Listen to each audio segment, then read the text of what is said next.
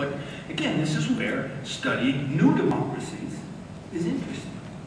See? Because new democracies, I mean, the most famous case is here in Brazil. How many people have studied this Porto Alegre business, for example, right? Of this participatory, whatever, I don't know what the particular title is now, but anyway. That's a perfect example. You know, a change in a mechanism of accountability, right? Innovated or developed in the South, so to speak, in the context of an emerging democracy with an uncertain set of rules which can, you know, starts to rewrite its own rules. So that's part of the, you know, I agree that if we had better, in this thing we did for the Council of Europe, we started to identify democratic innovations. Usually they're at the local level, right? All over Europe. We kept thinking of things, and then we found out somebody was already doing it in some Finnish village or something like that, right? You had to. So yes, there's a lot going on. Some of it's in the west, in the north, right? And some of it's in the south. But the trick is to identify it, but you can't identify it unless you have a conceptual network that alerts you to the potential significance. And that's where accountability and different forms of accountability gives you a way of identifying. Yeah, Philippe, I wanted to, why this is loud, this thing. I thought your discussion was very interesting, and I wanted to ask you to continue in the speculative vein that you've just been in. I'm having trouble hearing you, because you're too loud. Too loud? How's that? How's that? I don't need the mic at all. How's that? Okay, so I thought you were kind of laying out a theory that as more social sciences developed around the world, they were going to be dissatisfied with the uniform conceptualization as imported from the United States, and that they were going to interact with each other and each have their own ideas. So I wanted you started to do what I was going to ask you, which is to speculate on what is it that you're seeing in different regions that people from those regions are going to want us to be paying attention to. I mean, when you said the Chinese were not satisfied with what they're learning in the U.S., what problems and questions are they asking that they want ideas to theorize about? And as you looked at the different regions, since you've been in a lot of places, what are the conceptual export products that you observe happening in these different regions? I mean, I wanted to continue on the Porto Alegre example that you were giving. What are you seeing that's happening in different countries that you think some political science should be examining, and what will the people from those countries try to develop and export? A small question. Yeah, well, that's the kind of question that we were trying to answer in that book on the future of democracy in Europe.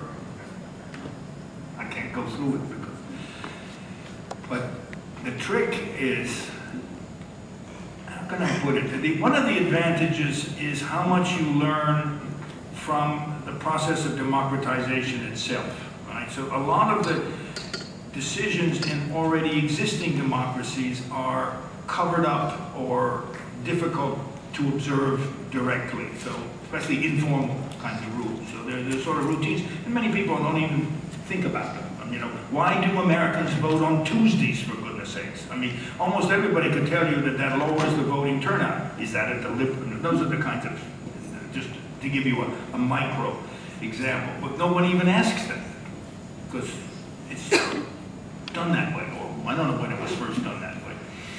But when you're studying democratization, people are choosing which day on which you're going to hold elections, and they will probably not agree with each other, and so you will get a contestation. And out of that kind of experience, then you can sort of capture these differences. If you see what I'm trying to do. Now, I can't pretend that. I mean, we tried to do this in this project for the Council of Europe. And I say the thing that kept surprising us was things that we thought were novel, somebody was already doing. Right? So, I don't know, one of the things we talked about were so-called democracy kiosks, right? Where you could do all of your transactions with the state in a single thing, and all renewing documents, etc. That's being done all over the place. It's just nobody has been, you know, the one that I bumped into was in downtown Lisbon. There's a wonderful building right there on the Restauradores in the major square. And what's more, interestingly enough, this is especially important for foreign migrants living in Portugal because they don't know how to get around. So having a single site is a really important, quote, democratic, equalizing feature. But as I say, so we talked about this, and then we discovered there's a systematic plan for this everywhere, all over Finland, for example, and then there are experiments with it in particular places, in Portugal of all places. So that's the kind of thing, but we don't, as a discipline, political science doesn't do that sort of thing. Right? That's part of the problem. You have to be retired and interested in this just because it's fun.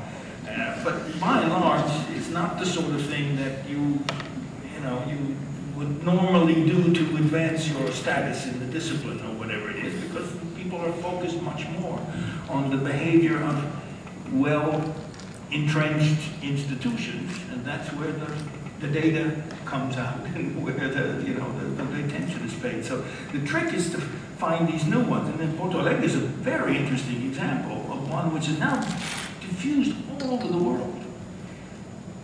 There's this, you must know Jim Fishkin now. Were you ever at the same place with Jim? No.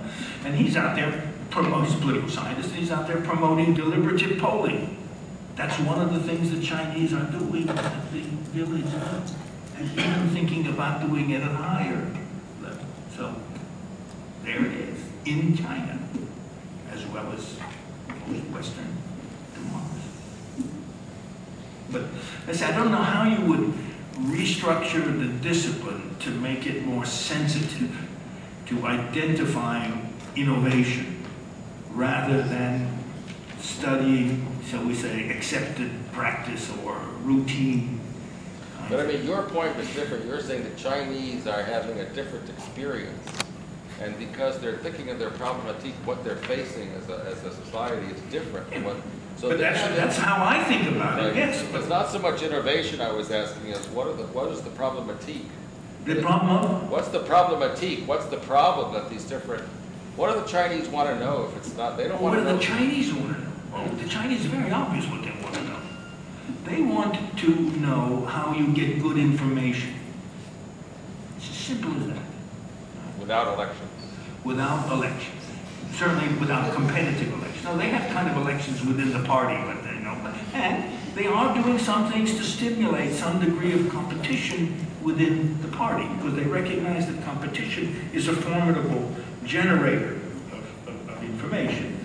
But basically, they want to design a political system. That's why they're very interested in civil society and corporatism, because they've been creating professional associations and trade unions, and now they just passed a new industrial relations law, which allows for self-representation of workers at the plant level.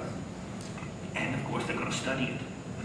And they're going to be political scientists to study this new innovation. But the purpose in almost every single case is A, to introduce innovations that provide better information to the party, and then B, to send out political scientists to study what happens to make sure that they don't make any mistakes, that it doesn't get out of hand.